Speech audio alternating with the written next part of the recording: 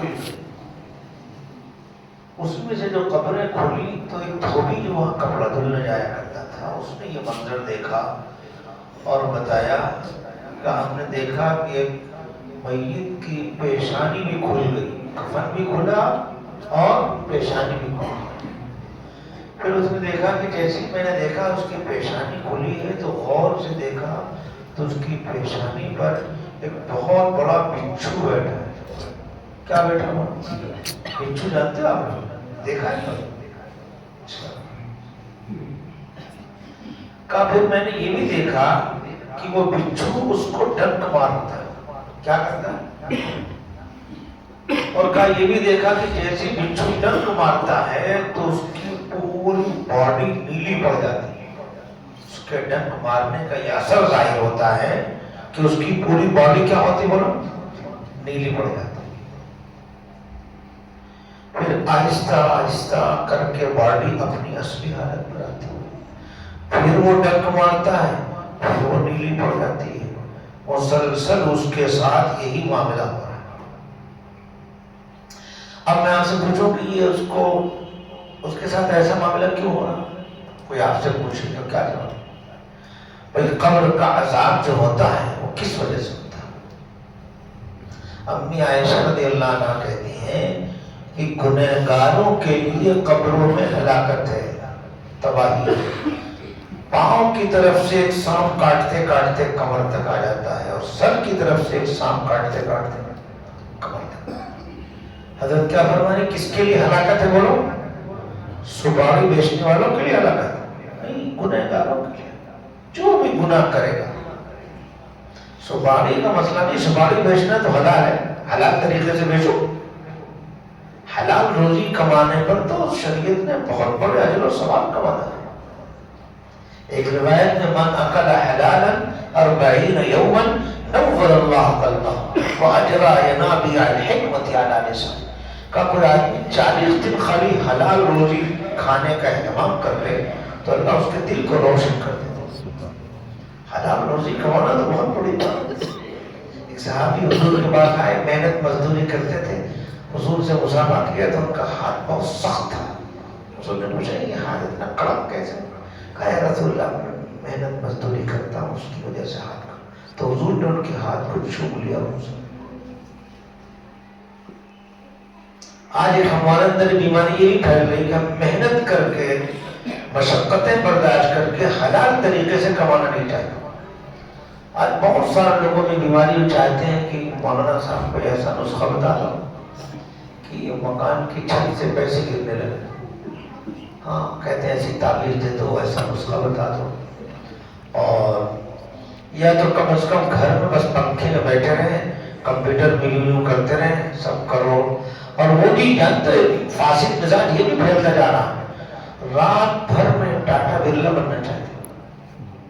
ٹاٹا برلا جانتے ہیں؟ یہ نہیں کہ تھوڑا تھوڑا کر کے حلال آئے گا تو آگے بڑھیں گے، ترقی کریں گے. نہیں، میرے کو آج ہی بنتا ہے رات بھر میں. وہ چاہے شیئر مارکیٹ میں جانا پڑے، چاہے جوا کھیلنا پڑے. ایک صاحب بتا رہے تھے کہ ایک لڑکا تھا تو اس سے خالی میں نے محبت سے بول دیا تو بہت خوش ہو گیا. کیوں خوش ہونے والا؟ کہا وہ موبائل پہ جوا کھیلنا شروع کیا. اس نے کیا کیا؟ اور جہاں سے پیسے ملے اماں سے نوچ کے، ابا سے نوچ کے، ان سے لے کے، ان سے لے کے کھیلتا رہا. کتنا کھیلا معلوم ہے؟ 96 لاکھ روپے آ رہا. یہ وہی فاسد مزاج ہے. چاہتے ہیں محنت کچھ نہ پڑ رہے کرنا پڑے اور پیسے آ جاؤ تو بس یوں موبائل میں انگلی گھمائیں گے اور سوچتے پیسے. 96 تو وہ یہاں وہاں نوچ ناچ کے اتنا ذلیل ہو چکا تھا کہ اس کے ماں باپ بھی اسے محبت سے بولنے کو تیار نہیں تھے. ایک اجنبی آدمی نے محبت سے بول دیا تو بہت خوش ہوا. تم نے آج بڑے پیار سے. دیکھو میرے بھائی یہ سب مصیبتیں جو بڑھتی جا رہی ہیں اپنے پیارے آقا محمد رسول اللہ صلی اللہ علیہ وسلم کا پیارا طریقہ چھوڑنے کی وجہ سے. اللہ کے رسول نے گناہ سے بچنے کو کہا. میں نے ابھی آپ کے سامنے جو آیت پڑھی اس میں اللہ پاک قرآن میں حکم فرما رہے ہیں کہ ظاہری گناہ بھی چھوڑ دو اور باطنی گناہ بھی چھوڑ دو.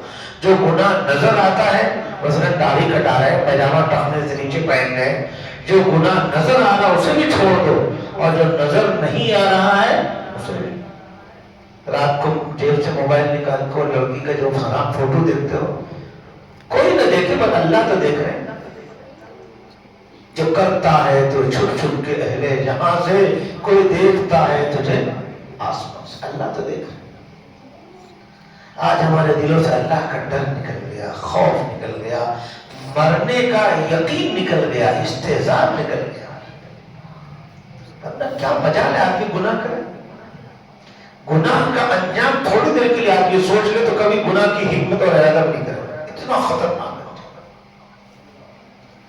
میں نے جو حدیث پڑھی ہے اس میں اللہ کے رسول فرماتے ہیں ایاک والمعصیہ فإن بالمعصیۃ حل سخط اللہ۔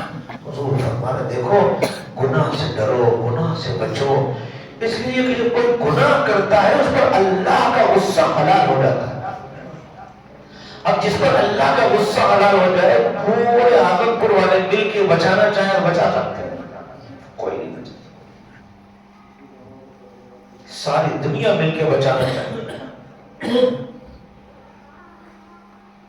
جیسے سانپ سے ڈرتے ہو، بچھو سے ڈرتے ہو، آگ کے انگارے سے ڈرتے ہو، اس سے زیادہ گناہ سے ڈرنے اور بچنے کی ضرورت ہے۔ گناہ کرنے کی وجہ سے آدمی اپنے اللہ کی رحمت سے دور چلا جاتا ہے، اللہ کی مدد اس کا ساتھ چھوڑ دیتی ہے، پھر اس سے محبت کرنے والے اس سے دشمنی کرنے والے بن جاتے ہیں، اس کے دوست دشمن ہو جاتے ہیں، اپنے بیگانے ہو جاتے ہیں، سب لوگ محبت کی نظریں پھیر لیتے ہیں۔ کیوں؟ اس نے اپنے پیدا کرنے والے کی نافرمانی۔ حضرت موسیٰ علیہ السلام کا زمانہ ہے، آؤ تو میں بتاؤں گناہ کیسی منحوس چیز۔ حضرت موسیٰ علیہ السلام کے زمانے میں ایک مرتبہ قحط پڑ گیا۔ کیا پڑا ہوا؟ قحط جانتے ہو؟ سوکھا، بارش نہیں، کھیتیاں جلنے لگی، فصلیں تباہ ہونے لگی، جانور مارے پانی کے بلبلا رہے، پریشان پریشان۔ حضرت موسیٰ علیہ السلام جیسے جلیل القدر پیغمبر اپنی ایک بہت بڑی جماعت لے کر میدان میں جمع ہوئے، دعا کر بہت دیر تک گڑگڑا گڑگڑا کر دعا کی۔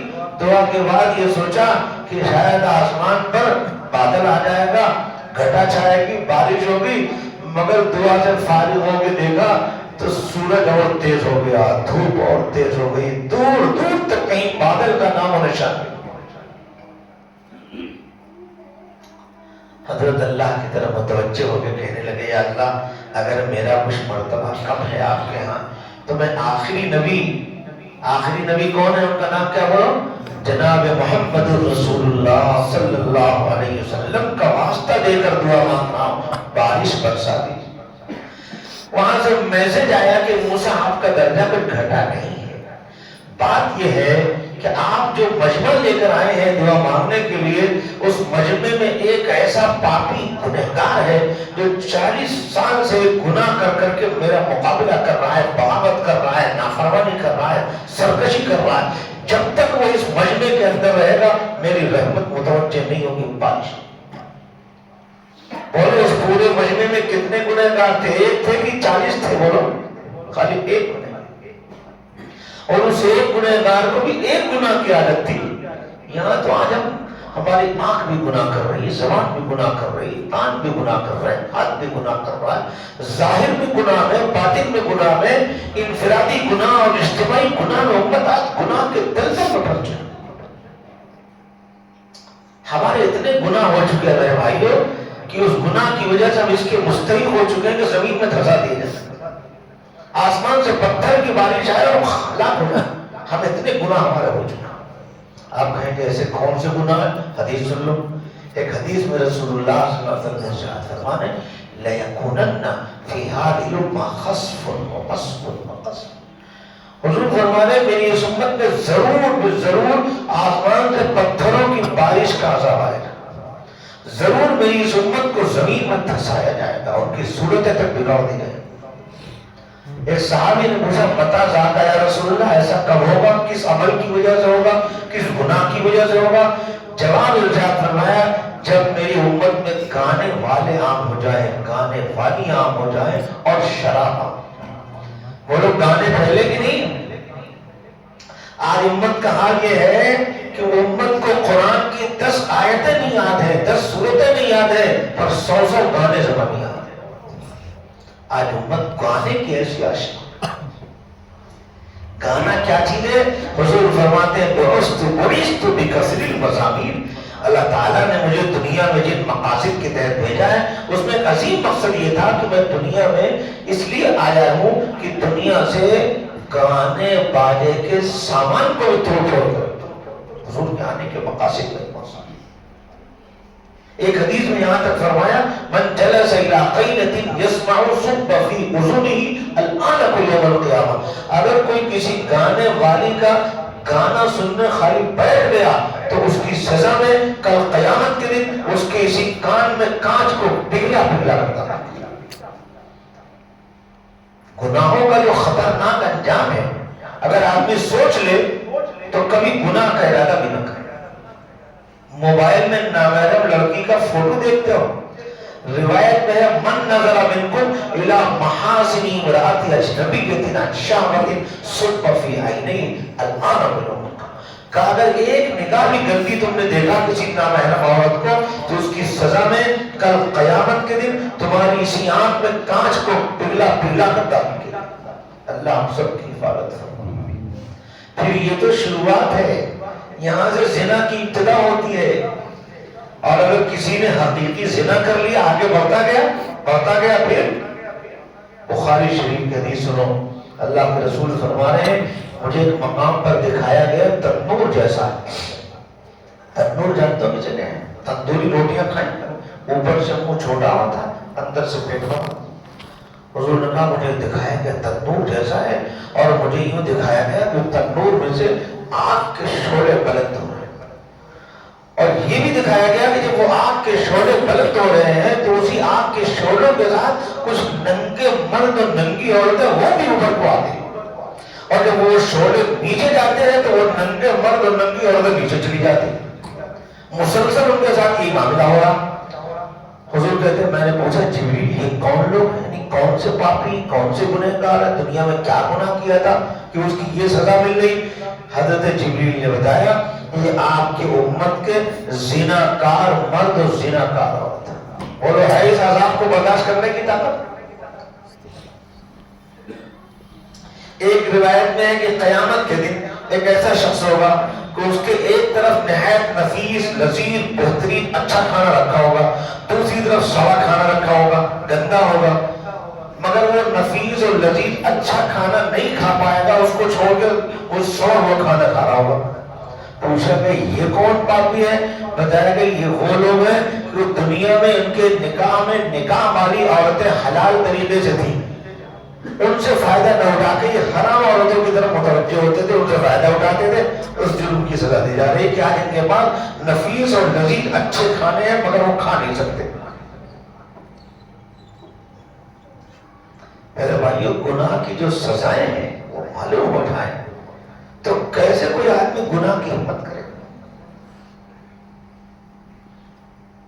اب دیکھو کتنی خطرناک سزا ہے کہ پورے مجمع کے اندر ایک آدمی کو خالی ایک گناہ کی عادت تھی، اس گناہ کی وجہ سے اللہ اتنا ناراض ہوئے کہ اپنی رحمت کی نظر پھیر لی، بارش روک لیا، بارش روک لیا۔ یہی سے یہ بات بھی سمجھو کہ اگر کوئی آدمی گناہ کرتا ہے اس سے اللہ ناراض ہو جاتے ہیں تو جماعت کے اندر مجمع میں بڑے سے بڑے اللہ والے ہوں تو بھی اللہ کا عذاب آ جاتا ہے۔ موسیٰ علیہ السلام جلیل القدر پیغمبر ہیں، اس وقت ان سے بڑا بزرگ کوئی ہو نہیں سکتا، اللہ نے رحمت کی نظر پھیر لی، وہ دعا بھی مانگ رہے ہیں، بارش نہیں ہو رہی۔ میسج آیا کہ جب تک اس مجمع میں سے اس پاپی گنہگار کو آپ نکالیں گے نہیں میری رحمت متوجہ۔ حضرت کھڑے ہو کر اعلان کیا بھائی وہ کون پاپی گنہگار ہے جو 40 سال سے چغلی والے گناہ میں مبتلا ہے، چغلی والے گناہ کر کر کے اللہ کی نافرمانی کر رہا ہے، اللہ کو ناراض کر رہا ہے، اللہ ناراض ہے، جب تک وہ اس مجمع سے باہر نہیں جائے گا اللہ کی رحمت متوجہ بارش۔ یہ حضرت نے اعلان کر دیا اور کہا جو بھی ایسا پاپی گنہگار ہے وہ جلدی سے مجمع سے باہر چلا جائے۔ میں ابھی اس مجمع میں اعلان کروں کہ گزشتہ جو رات گئی ہے اس رات میں جن لوگوں نے 3 بجے رات تک موبائل میں گندی چیزیں دیکھی ہے وہ سب باہر نکل جائیں گے. ابھی میں یہ اعلان کروں, ہے کسی کی ہمت وہ اس مجمع سے جا سکتا ہے؟ کیوں یہ سوچے گا کہ اگر میں یہاں سے نکل کے جاؤں گا تو پوری پبلک مجھے گھور کے دیکھے گی, سب کے سامنے میری انسلٹ ہو جائے گی, بے عزتی ہو جائے گی, توہین ہو جائے گی. ہمت نہیں. یہی پریشانی اس کو بھی لائی ہوئی. جب اس نے اعلان سنا تو سوچا کہ میں نکل جاؤں پورے مجمع کے سامنے, مگر یہ سوچ کے ہمت نہیں ہو رہی کہ ابھی میں جاؤں گا تو پورا مجمع مجھے گھور کر دیکھے گا, سب کے سامنے میری انسلٹ ہو جائے گی. مگر یہ سوچ کے اور بھی پریشان ہے کہ اگر میں نہیں جاتا ہوں تو رسوا ہوتا ہوں, ذلیل ہوتا ہوں, اور نہیں جاتا ہوں تو میرے ایک کی وجہ سے پوری امت پریشان ہے, اللہ کی رحمت سے محروم ہے, بارش نہیں ہو رہی.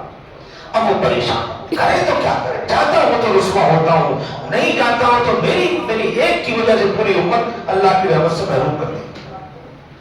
بہت دیر تک ایسی تردد میں رہا اور تذبذب میں رہا, کرے تو کیا کرے. کچھ دیر کے بعد آخر کار صحیح راستہ اس کو نظر آ گیا. بولو صحیح راستہ کیا ہے؟ بولو صحیح راستہ یہ ہے کہ آپ جس حال میں ہیں جلدی سے توبہ کر کے اللہ سے معافی مانگ لیں, اور ابھی توبہ کا دروازہ کھلا. اللہ تعالیٰ فرماتا ہے یا ابن آدم لو بلغت ذنوبک عنان السماء ثم استغفرتنی غفرت لک ولا حرج. اے آدم کا بیٹا تجھ سے گناہ ہو گئے, اتنے گناہ کہ آسمان کی بلندیوں تک تیرے گناہ پہنچ گئے, پر اگر تو سچے دل سے معافی مانگ لے گا تو میرا وعدہ ہے میں تیرے سارے گناہ معاف کر دوں گا, کچھ بھی پرواہ نہیں کروں گا کہ تو نے کتنے گناہ کیے تھے, کون ایسے اللہ پر قربان ہو جاؤ, مر مٹو. اللہ کیسے مہربان ہے اپنے بندوں پر. وہ لوگ سب ارادہ کرتے ہیں گناہ چھوڑے دے, ابھی سب لوگ آنکھ بند کرو اور دل سے اللہ کی طرف متوجہ ہو جاؤ. کہو یا اللہ, بولو یا اللہ ہمارے چھوٹے بڑے سب گناہ معاف فرما دے.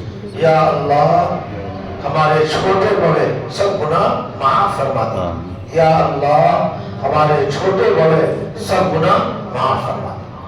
آپ نے توبہ کر لیا, اللہ نے آپ کے گناہ کو معاف کر.